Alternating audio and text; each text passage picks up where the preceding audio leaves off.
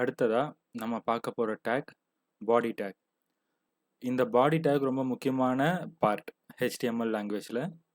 இதுக்குள்ள தான் நம்ம என்னென்னலாம் மெயின் கோடிங்ஸ் ரைட் பண்ண போறோமோ அது எல்லாமே இதுக்குள்ள தான் நம்ம டிஃபைன் பண்ண போறோம். ஸோ HTML கோட்ல நம்ம எல்லாத்தையும் டேக் அப்படின்னு தான் டிஃபைன் பண்ணுவோம். ஒரு பர்டிகுலர் நீடுக்கு ஒரு வகையான டேக்ஸ் இருக்கு. உதாரணத்துக்கு நம்ம வெப்சைட்ல ஒரு பேராகிராஃப் நம்ம உள்ள கொண்டு வந்து வைக்கணும் அப்படின்னா பேராகிராஃபுக்குன்னு ஒரு தனி டேக் இருக்கு. அதை டிஃபைன் பண்ணி அதில் தான் அந்த பேராகிராஃபோடைய கண்டென்ட் என்ன நம்ம கொண்டு வர போகிறோமோ அதை உள்ள நம்ம ஃபீட் பண்ணுவோம். இப்போ ஒரு வீடியோ நம்ம வெப்சைட்ல கொண்டு வரோம்னா அதுக்கு வீடியோக்குன்னு தனியாக டேக் இருக்கு. அதே மாதிரி ஒரு இமேஜ் கொண்டு வரோம்னா அதுக்கும் தனியாக டேக் இருக்கு. ஒரு டேப்லோ காலம் நம்ம கொண்டு வரோம்னா இதுக்கும் டேக் இருக்கு. ஸோ எல்லாமே HTML பொறுத்த வரைக்கும் டேக் தான். அதனால ஒரு பர்டிகுலர் டேகா தனித்தனியா இப்போ நாம அண்டர்ஸ்டாண்ட் பண்ண ட்ரை பண்ண போறோம். முதல்ல ஃபார்மேட்டிங் டேக்ஸ்ல இருந்து ஸ்டார்ட் பண்ண போறோம். ஃபார்மேட்டிங் டேக்ல ஃபர்ஸ்ட் நம்ம பார்க்க போறது ஹெட்டிங் டேக். ஹெட்டிங் டேக் எப்படி இருக்கும்னா ஓப்பன் க்ளோஸ் ஆரோ அதில் H1 அப்படின்னு சொல்லி ஃபர்ஸ்ட் ஸ்டார்ட் ஆகும். அதே ஓப்பன் க்ளோஸ் ஆரோவில் ஒரு ஸ்லாஷ் வச்சு அந்த H1 க்ளோஸ் ஆகும். ஸோ ஹெட்டிங் டேக்கோட ஸ்டார்டிங் இப்படி இருக்கும், அதோட எண்டிங் இப்படி இருக்கும். இந்த ரெண்டுத்துக்கும் நடுவில் நம்ம என்ன டிஃபைன் பண்ணுறோமோ அதுதான் அந்த ஹெட்டிங்.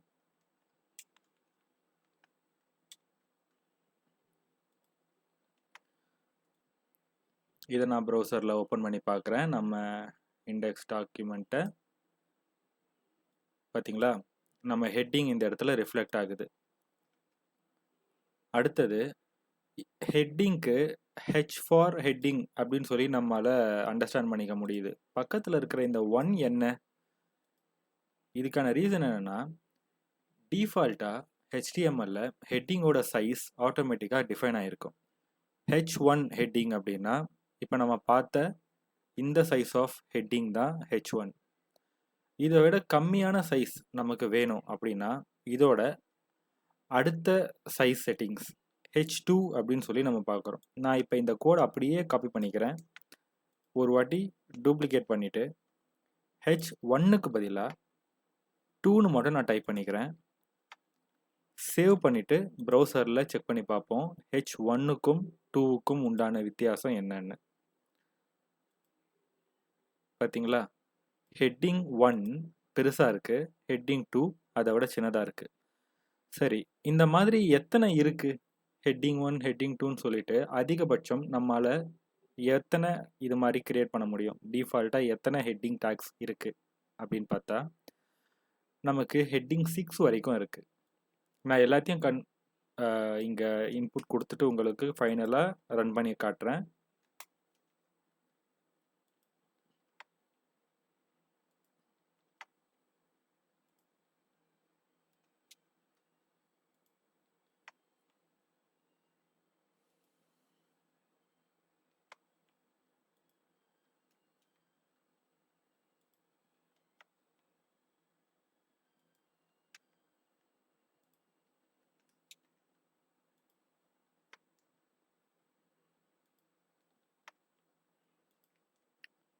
ஹெட்டிங் 1லேருந்து 6 வரைக்கும் நான் டிஃபைன் பண்ணிட்டேன்.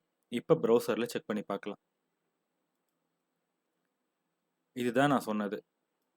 ஹெட்டிங் 1 பெருசாக இருக்கும், ஹெட்டிங் 6 சின்னதாக இருக்கும். ஸோ 1லேருந்து 6க்குள்ளே நமக்கு எந்த டிஃபால்ட் ஹெட்டிங் சைஸ் தேவையோ அதை நம்ம சூஸ் பண்ணி யூஸ் பண்ணிக்கலாம். ஸோ ஹெட்டிங் டேக் இவ்வளவு தான். அடுத்ததாக ஃபார்மேட்டிங் டேக்கில் நாம் பார்க்க போகிறது பேராகிராஃப் டேக். ஹெட்டிங் டேக் பார்த்த மாதிரியே தான் ஓப்பன் க்ளோஸ் ஆரோ அதில் P அப்படின்னு சொல்லிட்டு நம்ம டிஃபைன் பண்ணுறோம். அதை க்ளோஸ் பண்ணுறதுக்கு ஓப்பன் க்ளோஸ் ஆரோ /P. Simple rules. இப்போ இதுக்கு இடையில நம்ம கொடுக்கக்கூடிய பேராகிராஃப் ஆர் சென்டென்ஸ் தான் நம்மளோட ப்ரௌசரில் ப்ரிவியூ ஆகும். இப்போ சும்மா நம்ம ஒரு டம்மி டெக்ஸ்ட் கொடுக்குறோன்னு வச்சுப்போம்.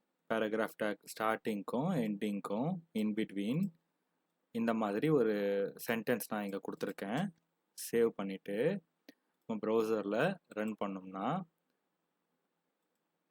நம்ம பேராகிராஃப் டேக் இந்த இடத்துல ஒர்க் ஆகும். அடுத்த டேக் நம்ம பார்க்க போகிறது ஸ்ட்ராங் டேக். இப்போ ஒரு சில டெக்ஸ்ட்டை நம்ம ரெகுலர், போல்டு அப்படின்னு சொல்லி 2 கேட்டகரியில் வச்சுருப்போம். ரெகுலர் பார்க்கறதுக்கு நார்மலாக இருக்கும். போல்ட் ஒரு சில இடத்துல நம்ம ஒரு பர்டிகுலர் டெக்ஸ்ட்டை கொஞ்சம் பெருசாக பார்க்கறதுக்கு போல்டாக காட்டுறதுக்காக நம்ம மைக்ரோசாஃப்ட் வேர்டு, எக்ஸல் இது மாதிரி ஒரு சில டெக்ஸ்ட் எடிட்டிங் சாஃப்ட்வேர்ஸில் இந்த மாதிரி ஆப்ஷன்ஸ் நம்ம யூஸ் பண்ணியிருப்போம். HTML நம்ம வெப்சைட்டில் கொடுக்கக்கூடிய பேராகிராஃப் ஆர் டெக்ஸ்ட்டில் ஏதாவது ஒரு பர்டிகுலர் வேர்டையோ சென்டென்ஸையோ நம்ம போல்ட் பண்ணி காட்டணும் அப்படின்னா அதுக்கு ஒரு டேக் யூஸ் பண்ணுறோம். அதுதான் இந்த strong take. So strong take அதே தான் ஓப்பன் க்ளோஸ் ஆரோக்கு உள்ள ஸ்ட்ராங். அந்த டேகை க்ளோஸ் பண்ணுறதுக்கு /strong சிம்பிள். இதில் நான் போல்ட் அப்படின்னு சொல்லி டைப் பண்ணுறேன். ப்ரௌசரில் நம்ம இதை ரன் பண்ணி பார்த்தோம்னா அந்த வேர்ட் மட்டும் போல்டாக இருக்குது.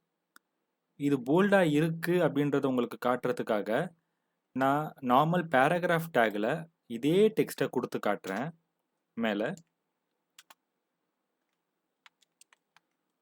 பேராகிராஃபில் போல்டுன்னு கொடுத்துருக்கேன், கீழே இருக்கிற ஸ்ட்ராங் டேக்லேயும் போல்டுன்னு கொடுத்துருக்கோம். ரெண்டுத்தையும் அட் அ டைமில் ரன் பண்ணி பார்க்கும். டிஃப்ரென்ஸ் உங்களுக்கு தெரியும். பேராகிராஃப் டேக்கில் கொடுத்தது ரெகுலராக இருக்குது, நார்மலாக இருக்குது. ஸ்ட்ராங் டேக்கில் கொடுக்கறது நமக்கு போல்டாக இருக்குது. ஸோ இதுதான் அதோடைய டிஃப்ரென்ஸ். அடுத்ததாக நம்ம பார்க்க போகிற டேக் EM டேக் அப்படின்னு சொல்லுவாங்க.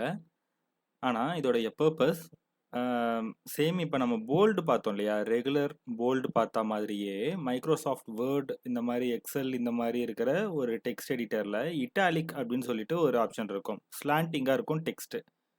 அந்த ஃபார்மேட்டிங் ஆப்ஷனை நம்ம பேராகிராஃபில் எப்படி HTML யூஸ் பண்ணி கொடுக்கறதுன்றத பார்க்கலாம்.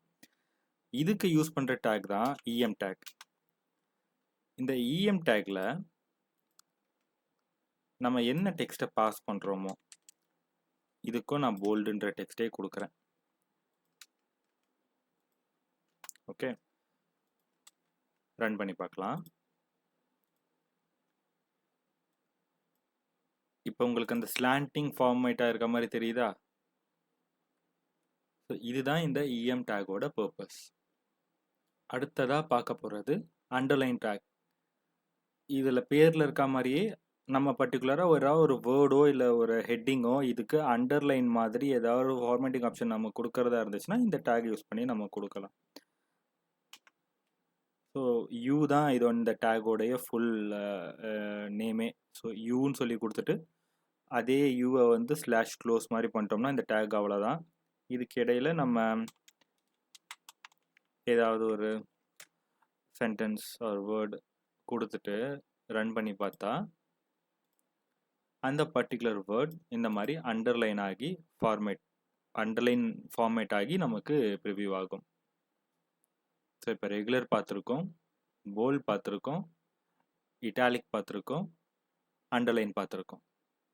அடுத்ததாக பார்க்க போகிற ஃபார்மேட்டிங் டேக் ஸ்ட்ரைக் த்ரூ அப்படின்னு சொல்லி ஒரு டேக் இருக்குது. இதோடைய டேக் வந்து ஜஸ்ட் சிம்பிள் எஸ் லெட்டர் தான், ஓப்பன் க்ளோஸ் டேக்கு. இதில் நம்ம ஏதாவது ஒரு வேர்டை டைப் பண்ணோம்னா அந்த வேர்ட் ஸ்ட்ரைக் ஆன மாதிரி நமக்கு ஃபார்மேட் பண்ணி காட்டும். சிம்பிள்.